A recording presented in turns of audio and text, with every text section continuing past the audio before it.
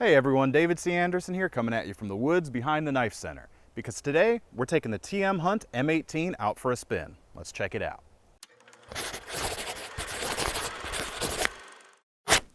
So the M18 by TM Hunt certainly looks like nothing else out there. But while it may seem a little bit outlandish, every curve and edge on this has been very carefully thought out. The more you actually use this knife, the more it makes sense. Today we're going to go through each section of this blade and show you exactly what it can do. Now Todd Hunt is very well known for the performance he's able to get out of 01 tool steel, and that's why the M18 features a blade that's about 10 inches, that's a full 1/4 inch thick, made of 01.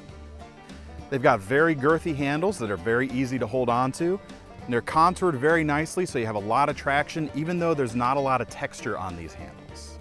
So the front section of the M18 is made for chopping, and because of that, it's convex ground with a pretty thick secondary bevel. That's going to help it withstand these hardcore chopping tasks, and we're going to put it through some of that right now.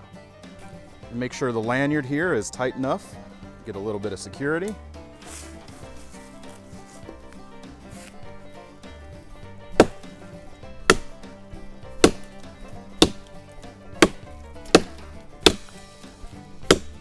So I've not spent too much time at all hitting on this big log, and you can already see quite the gouge that it's left out. Now this is a pretty big log to be tackling with a knife like that, but it still, as you can see, didn't do a bad job at all. The way I'm using the knife right now, I'm actually choking back a little bit on the handle so that my pinky finger actually wraps around the other side of the bird's beak here. Combine that with the lanyard here for retention, and it allows you to get a really good snap cut going with this blade, which is going to magnify your force when you're doing stuff like this.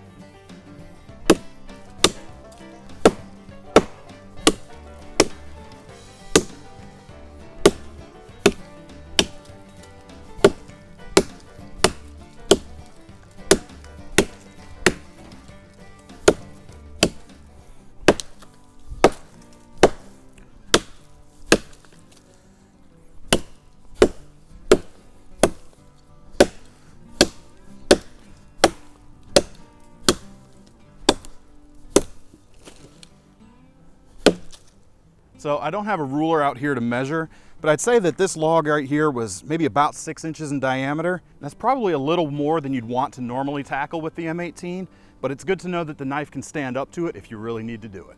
This is going to be even better though going through smaller logs and far fewer swings. So we're going to see if we can find some stuff down here that's ready to be taken down. So we've actually got a lot of younger trees out here that are growing pretty closely together, which means they're a little bit in competition with each other. So we know we can safely remove this one right here and demonstrate what the M18 can do on green wood.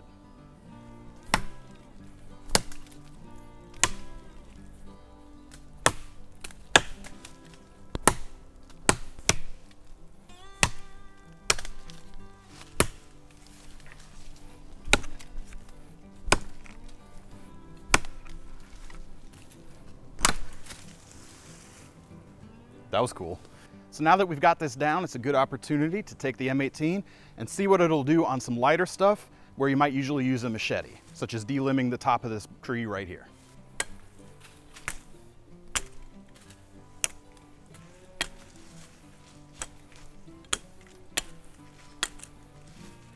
So it is a bit heavy to be using all day long like a normal machete, but it is going to get the job done, and for those heavier chopping tasks that a machete just won't cut it, this will also get the job done. So it's a good bridge to being that one tool option for all your yard work and survival needs. So normally if I was taking this tree down for myself, I would have taken it down a little bit closer to the root, but the reason I cut it off up here, not only did it look a little nicer on the camera, but I'm also going to use this, since it's propped up and stable, to demonstrate why the M18 is great in a draw knife scenario. So while the chopping section at the front is convexed, as I mentioned, this recurve section of the back is actually hollow ground. That's going to make the shoulders right behind the edge a little more narrow than up here, which is going to help it to slice a little better. This is also a shape that works very well, as I said, when using this in a draw knife configuration. It's also very comfortable because on the back of the spine here, this part where it dips down behind the convex edge, it's actually completely crowned right here. And that does a couple of different things, but in this context, it makes it very easy to hold onto with your fingers when you're using it, as I said, as a draw knife. So first, I'm going to clear a little of the bark here and then see how fine curls we can make pulling up with that section there.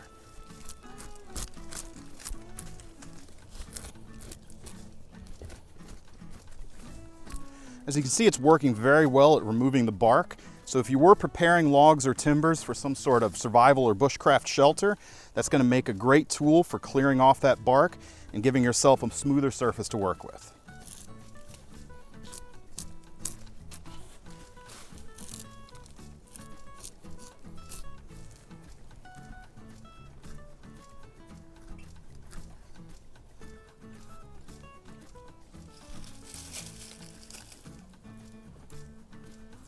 So even though I wound up cutting off a lot of my curls as I was doing that, it was doing a very good job. So now let's see how it works in a forward grip for doing more controlled feather sticking.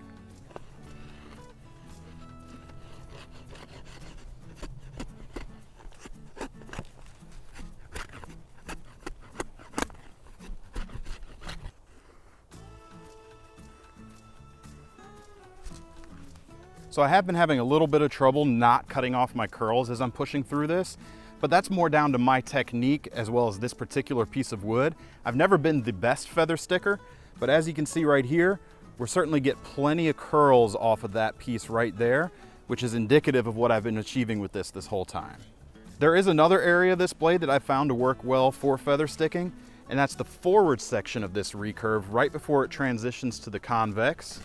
And if you hold it just so, I'm pinching up on the blade a little bit right here, and you can actually use that to carefully pull towards you and achieve a similar result. As you can see, I've got plenty of small curls coming off of this. Now, what I would normally do in this sort of situation, because I am accidentally cutting all of these off, is underneath of the area you're doing this, you can place either a bandana or a schmog to catch all of these things. That way you'll be easy to collect them when you're ready to start your fire. So if there's any one thing you can do to test out an outdoors knife that really gives you an idea of how it's going to perform, you can make a tent stake with it. Doing this is going to require a few different types of cuts, both including long stripping motions as well as finer motions. So we're going to use the M18 now to make ourselves a tent stake. So I'm going to use this section here that I was using to feather stick here just a moment ago. I'm going to start with the length I need, and I'm going to score all around the side.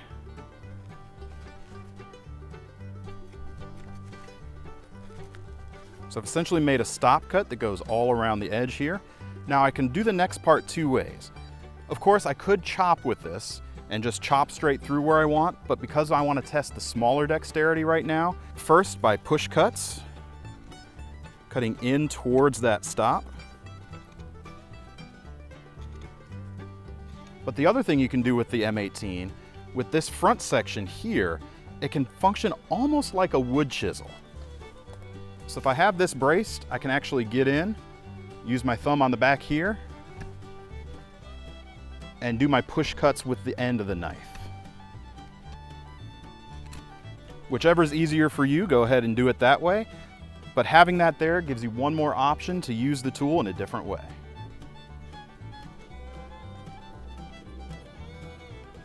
Depending on what you're doing, this can actually be a little bit more controllable by doing it this way than it was if you were doing it in a typical grip.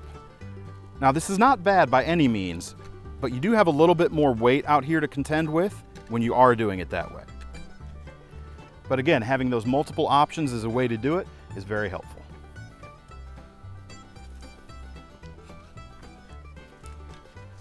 So I'm going to cut away the curls. Now, despite the weight of this knife, I'm actually not having much trouble at all doing these finer tasks so far. The balance of this knife sits a little bit forward, right about where the edge starts. And because of that,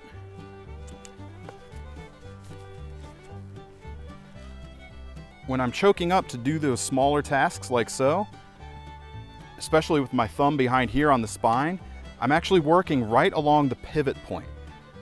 So the edge is coming into contact with the wood with equal weight on either side. So that makes it very easy to control despite the size of the M18.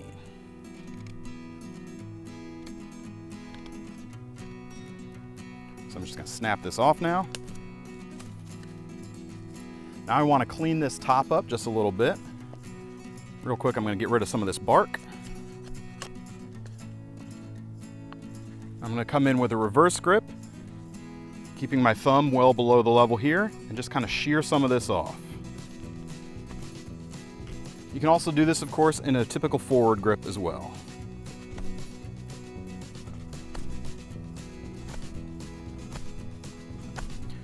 Basically, we just want to level that out a little bit to provide a smoother surface when we go to hammer this into the ground.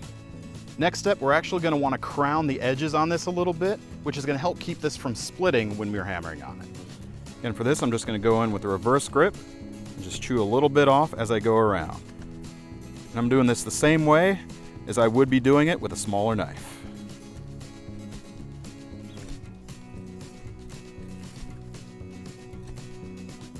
Next up, we're going to want to put a small notch up here at the top to catch our guy line that's going to secure our tarp when we drive this into the ground. Now you can do this anywhere, of course, but we actually had a small branch coming out right here, and that forms a small knot. So I'm going to put it right underneath that so that the strength of the knot right there reinforces it. Again, start with a stop cut.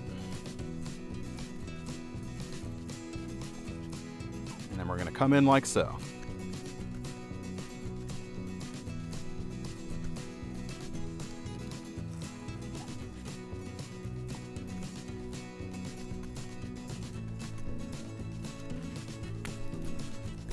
Again, pinched up like this for the stop cuts. Very balanced, very easy to control.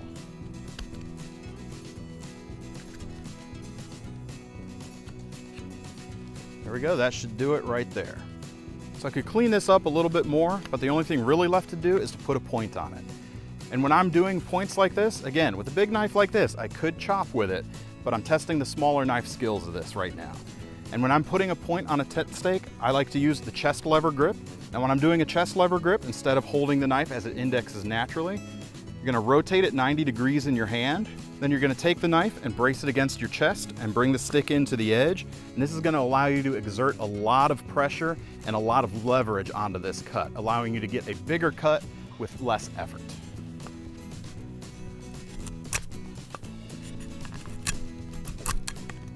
No problem.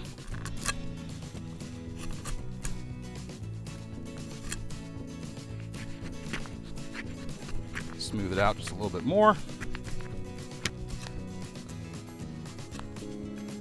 So again, no problem with the M18 on these smaller tasks. It is a little bit more fatiguing than it would be with a smaller knife, but that's to be expected. That said, the balance is very good. As I mentioned throughout, makes it very easy to control it despite the length and the weight. One thing to keep in mind when you're making the point on your tent stake is that the very center of your stick is going to be pithy and soft. So you want to make sure your point is a little bit off center from that center pith right there. So not my best work, but that's a perfectly serviceable tent stake right there, made with the M18.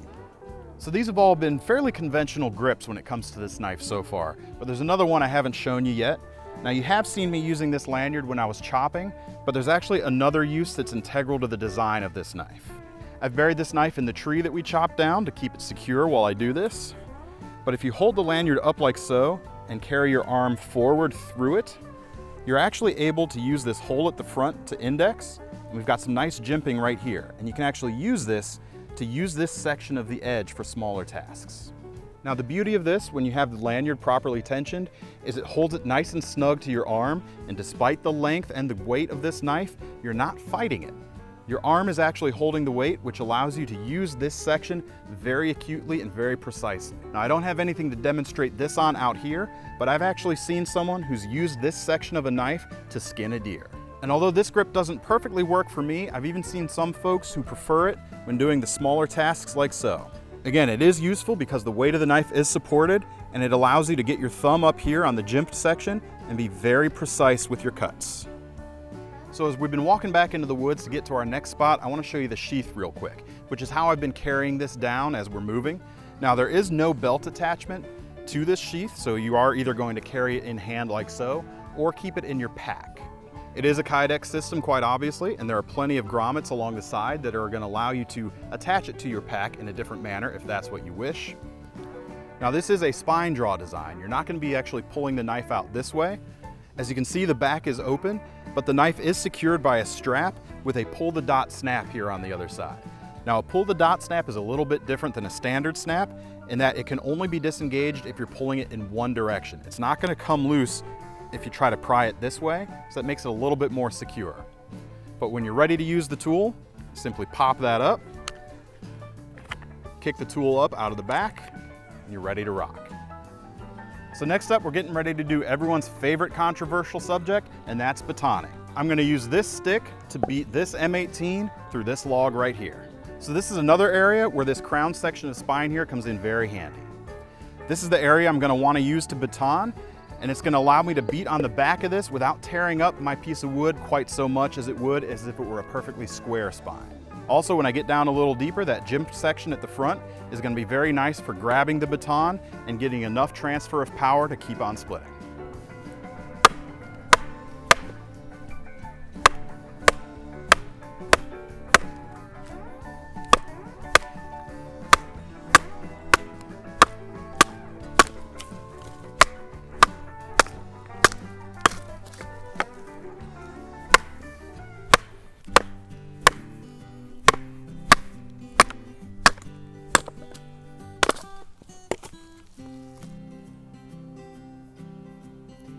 So as you can see, the M18 had absolutely no problem powering through this wood.